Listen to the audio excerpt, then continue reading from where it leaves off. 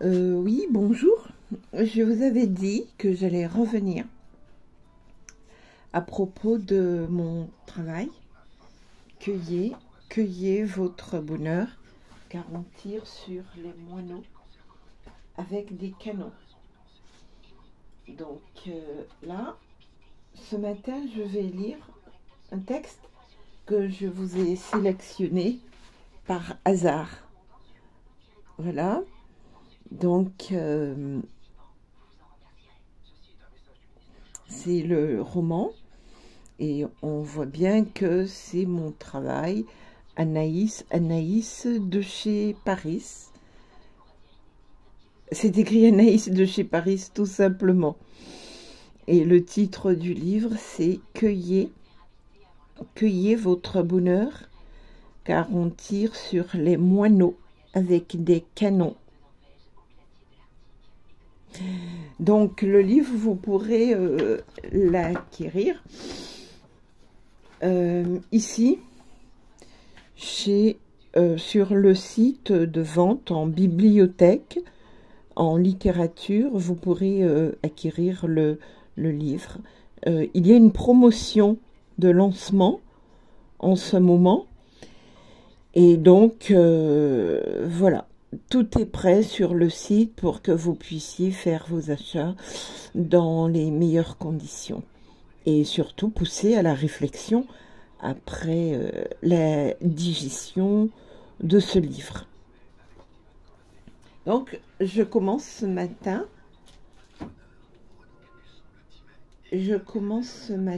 La lecture du passage qui s'appelle... Alors, c'est un livre qui fait en fait comme un chapelet en fait. Donc, il n'y a pas vraiment de titre, chapitre 1, chapitre 2. C'est pour ça que la plupart des éditeurs à qui j'ai proposé ce livre disent qu'il a un caractère dystopique. Les pages sont sculptées comme si les pages étaient du bois et qu'on avait un ciseau pour sculpter des ciseaux pour sculpter le bois. Je ne vais pas être longue et donc je vais à l'essentiel. Ne vous laissez pas dérouter par les répétitions dans la Bible, sans vouloir le faire exprès. Il y a la même chose. C'est un caractère pédagogique, pour moi, qui veut dire attention, attention là-dessus. Alors, bon, il y a des gens qui vont peut-être trouver ça redondant, mais quand on fait un refrain dans un poème, ou quand on fait un refrain dans une chanson, c'est exactement pareil. Donc, c'est pour ça que le livre est quelque peu dystopique. Hein. Il est modelé sur un peu le style d'un poème. Comment? Ça, c'est une phrase qui résume ce qui va suivre. Et dans le livre, c'est en italique. Comment Lily tente de démontrer que Dieu est vivant à travers nos découvertes scientifiques et nos créations diverses. Cela peut paraître prétentieux, mais c'est avec une dose de simplicité et de sincérité qu'elle s'y essaye. Nous sommes en toutes choses et toute chose est en nous. C'est mentionné dans la Bible. Lily en était convaincue avant de lire ce passage dans la Bible par hasard. Et qui est à l'origine de toute chose?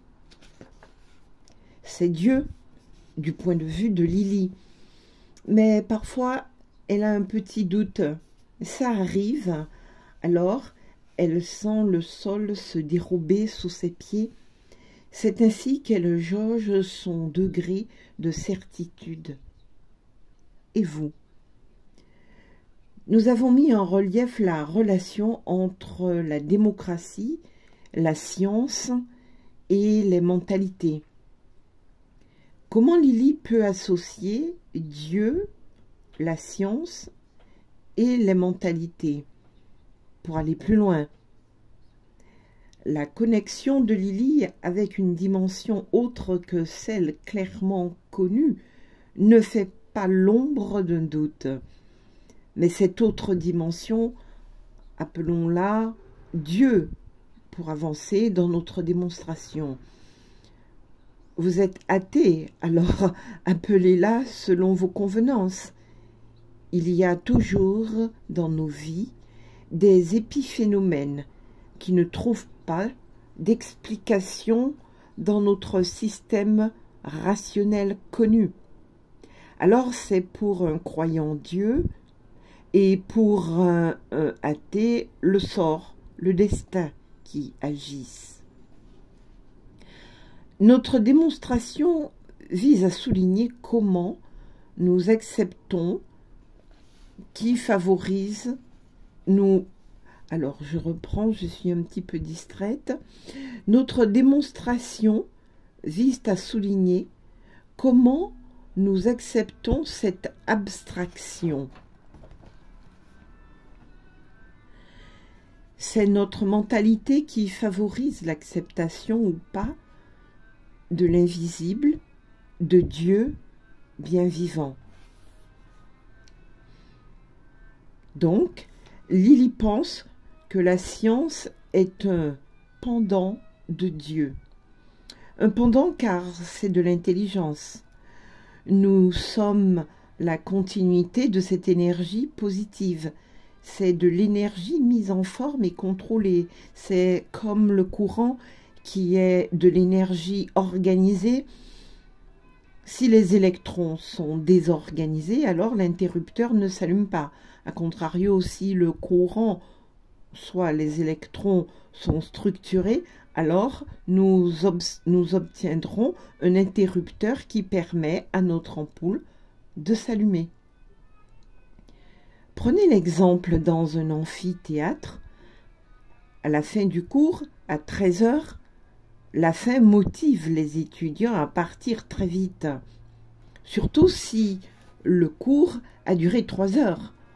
On a brûlé beaucoup de neurones et de calories. À la sortie, donc, à la porte, il y a une précipitation.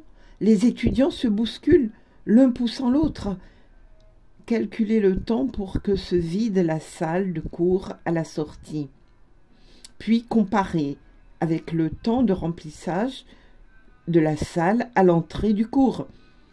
À la sortie, en fin de cours, la porte sera libérée plus rapidement. À l'entrée en salle, le flux sera plus erratique, plus saccadé. Le temps pour atteindre l'effectif total des étudiants sera plus long. À l'entrée, le courant et l'énergie fonctionnent avec la même dynamique.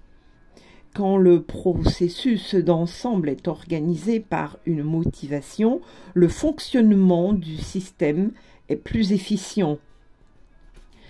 Le but, la motivation et le moyen pour atteindre le résultat constituent des entités. Ces entités sont des outils comme en règle de gestion, OMD, organisation des modèles de données. C'est un outil de base dans la conceptualisation d'un algorithme, puis d'un langage machine de programmation. Ainsi, pour notre cours à la sortie, la motivation est la fin. Le programme efficient ici sera vider la salle. Pour l'entrée en cours, la motivation, c'est suivre l'enseignement. Le programme efficient sera remplir la salle. Pour l'électricité, la motivation sera allumer l'ampoule. Le programme efficient sera ordonner les électrons. À la sortie, c'est la fin qui est un but, une motivation. Et le programme efficient qui est un moyen, donne le résultat qui est, un moyen. Le résultat, c'est vider la salle. B, à l'entrée, la raison pour laquelle je passe la porte, c'est pour suivre le cours. C'est le but, c'est la motivation. Et le résultat du programme efficient, organisation de moyens, c'est remplir la salle. C'est la motivation pour le courant, c'est allumer l'ampoule. Quand on est devant un interrupteur, quel est mon but, ma motivation? Ainsi, on met en branle un programme efficient, un moyen. C'est ordonner les électrons qui en est le résultat. Donc, Dieu est de l'énergie organisée qui nous inspire. Il inspire les savants, les scientifiques, les étudiants, tous ceux qui font usage de l'invisible pour produire un monde meilleur. Les inventeurs qui remodèlent notre planète aussi sont inspirés par Dieu. Il y a une arrogance chez l'homme à croire qu'il est le maître de ses pensées, de ses raisonnements. Souvent, comme Lily le répète, les découvertes sont perlées de hasard, d'imprévus, de doutes. Ce hasard, c'est selon Lily, Dieu qui nous inspire. Ainsi, Dieu est de la science très avancée qui n'est pas entièrement à notre portée en ce 22e siècle. Il est à noter que l'homme fait de grands bonds dans la maîtrise de son environnement, grâce à l'intelligence. C'est une puissance extraordinaire. Imaginez le volume du cerveau d'un homme ou d'une femme et voyez ce qu'ils réussissent à construire, des bateaux, des paquebots, des avions, des trains, des navettes spatiales. Voyez le volume de ces inventions par rapport à la taille du cerveau humain. La base, c'est l'énergie organisée. La connaissance, le savoir est notre richesse première. C'est la foi en ce qui est démesurément plus grand que nous. Cette énergie organisée a besoin de paix, de quiétude pour s'épanouir. J'ai pris comme référence, donc, comme pour la lecture d'aujourd'hui, « Cueillez, cueillez votre bonheur, car on tire sur les moineaux avec des canons », à lire quand vous en avez peut-être assez, mais avec un mental d'acier. Auteur Cyril Claudine Romain, roman, science-fiction. Alors, c'est une auto-édition chez Anaïs de chez Paris 2023. Vous trouvez ce livre chez colibri.com. Vous allez en bibliothèque, vous cherchez littérature, vous passez 1, 2, 3 pages de livres proposés ou vous tapez en tri nouveautés. Et en nouveauté, vous aurez cueillez votre bonheur, car on tire sur les moineaux avec des canons. Mais vous pouvez aussi aller directement sur Google et taper Cyril Claudine Romain, Colibri. Vous allez trouver le roman, ou vous allez sur Google, cueillez votre bonheur. Donc les extraits que j'ai lus, l'extrait que j'ai lu aujourd'hui, c'est un extrait qui commence à la page 203 et qui se termine à la page 207. C'est un livre qui est fait en auto-édition et j'espère pouvoir améliorer le prochain tirage. Alors, le livre, je le répète, est en promotion. Il a été, le dépôt légal a été fait à la BNF. avec un tarif de 35 €. Il y a une promotion de lancement en ce moment à 28 €. Bonne lecture et précipitez-vous pour donner du sang et de l'énergie positive à Anaïs de chez Paris, auto-édition.